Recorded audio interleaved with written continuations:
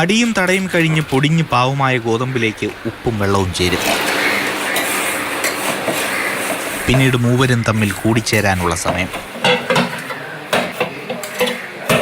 ഇട്ടാവട്ടത്തിൽ കിടന്ന് കുഴഞ്ഞു മറിഞ്ഞ് ഉരുളയാകും. ഇനി മാവിൽ നിന്ന് ചപ്പാത്തിയിലേക്കുള്ള രൂപമാറ്റത്തിൻ്റെ നേരം. ഉരുണ്ട് പരണ്ട് പലകയിൽ കിടന്ന് ഞെരിഞ്ഞമർന്ന് ചൂട് കല്ലിലേക്ക്. തീച്ചൂളയിൽ ചുട്ടുപൊള്ളിയ ചപ്പാത്തി ഇഷ്ടപ്പെടാത്തവരില്ല. ഗോതമ്പ് ചപ്പാത്തി വെറുമൊരു ഭക്ഷണമല്ല, നാരുകളാൽ സമ്പന്നമായ രുചിക്കൂട്ടാണ്.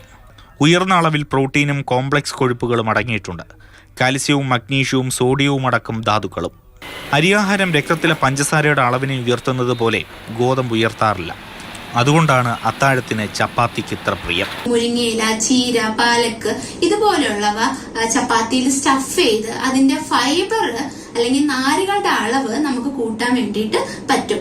അതുപോലെ ചെറുധാന്യങ്ങൾ, മില്ലറ്റ്സ്, റാഗി, ജോവർ ഇതിന്റെ പൊടികൾ ചപ്പാത്തി മാവിൽ ആഡ് ചെയ്തുകൊണ്ടും നമുക്ക് ചപ്പാത്തിയുടെ പോഷക ഗുണങ്ങൾ വർദ്ധിപ്പിക്കാൻ വേണ്ടി പറ്റും. ഗോതമ്പിലെ നാരുകളുടെ സാന്നിധ്യം ദഹനം മെച്ചപ്പെടുത്താൻ സഹായിക്കും.